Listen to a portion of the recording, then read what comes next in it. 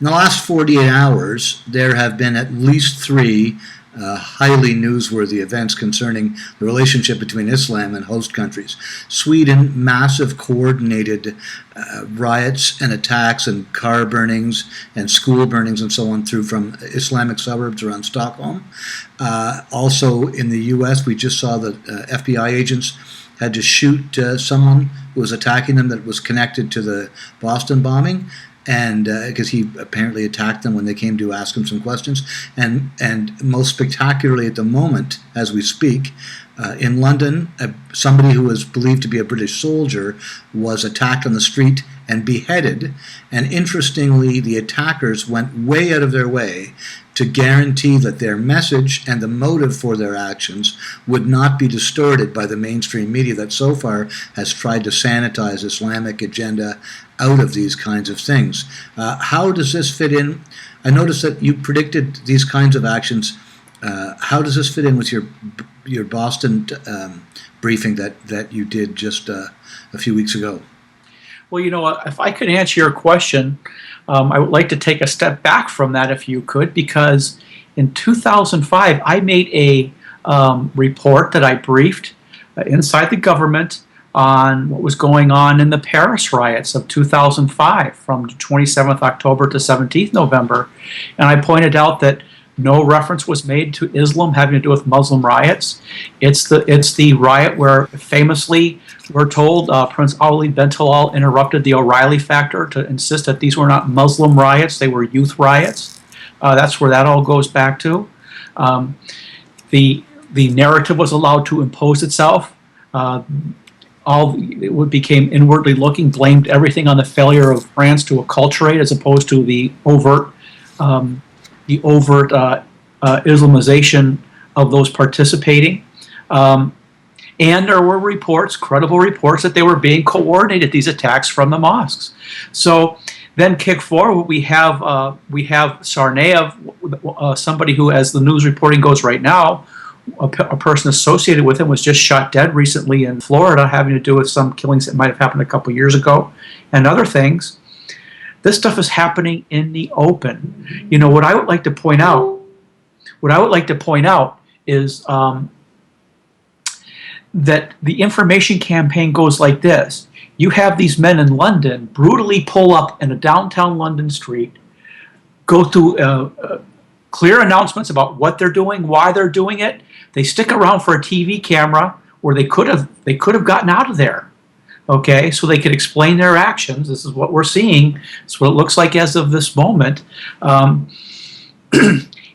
so that everybody who knows anything about this knows that these were jihadis who killed in the name of Islam, because they can rely on the elite media and the national government, just like they can here, to impose a narrative that says that what you just saw didn't really happen. And if you're going to challenge what happened, it didn't happen for the reason you said when you heard them literally die rather than flee, so that you understood why they acted.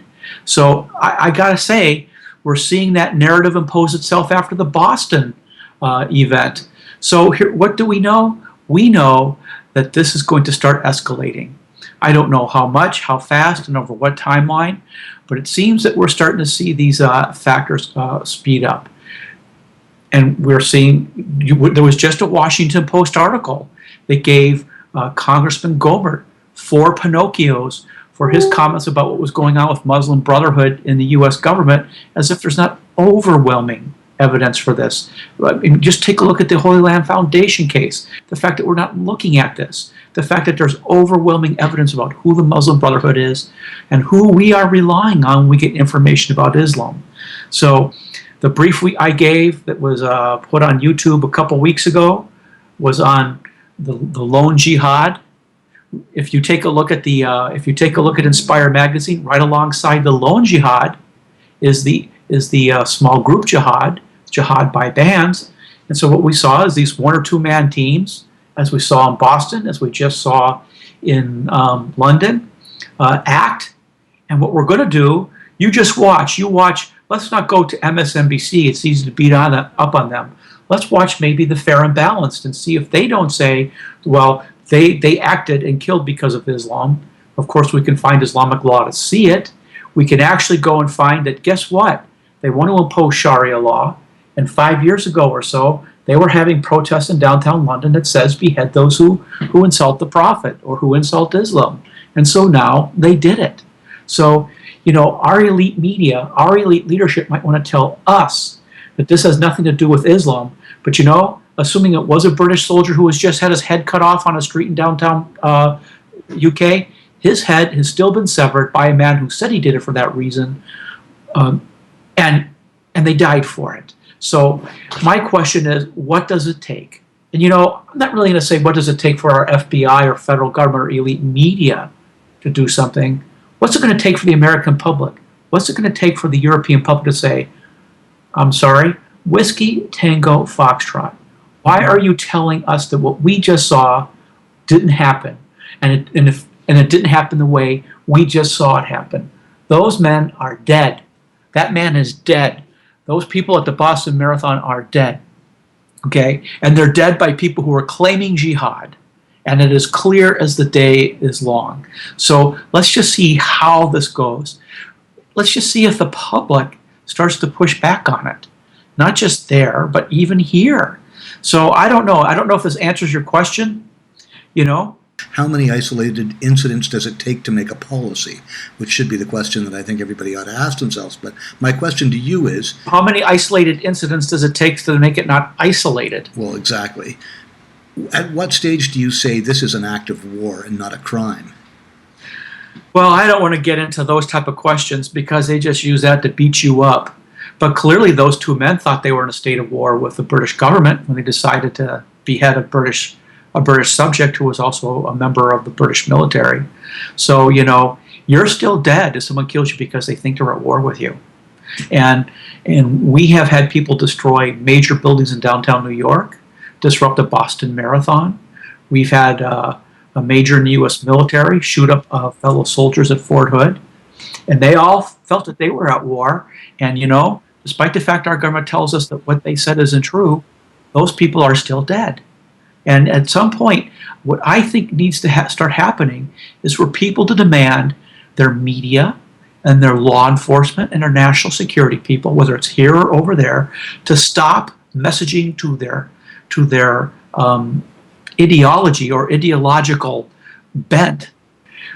These people are ideological in their worldview, and despite the fact that reality is bashing down on them, they're still willing to go after people for pointing out what everybody really knows is true. And at what point does the public say, enough of this?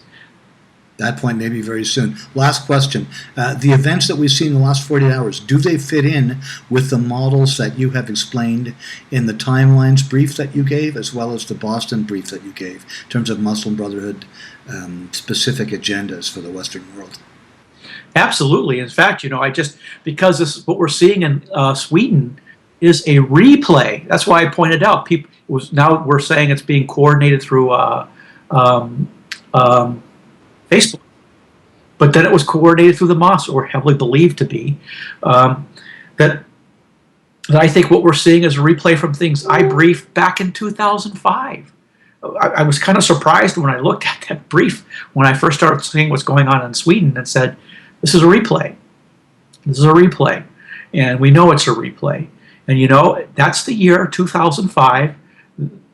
It wasn't 2005, was it, at the Paris riots? I do. That is the year that the 10-year plan was ratified. Now, it was ratified after the Paris riots. But, this is a year that seems to be when many things started getting put in motion. So I think what you're seeing right now is an escalation, a slow escalation. You may see them pull back a while if reaction gets to be overly heated. But I think we're seeing a slow, inexorable escalation exactly along the lines that Al-Qaeda said that they were going to do when they started publishing Inspire magazine. But let's take one step back. If we take a look at the timeline and the famous Al-Qaeda 2.0, they're on that timeline as well. So at what point do we start holding our members of our national security and law enforcement people accountable for what they clearly chose not to know, where in choosing not to know, our oversight person, Congressman Rogers, could say, well, the FBI did their job. Of course, we can't ask them to ask the questions that would identify the nature of the threat. So we're not going to hold them accountable for that, even as people are dead because of it. At what point are we going to start demanding that they address the in fact threat as expressed by the people who in fact say what their threat doctrine is, in fact act on that threat doctrine, and in fact kill people?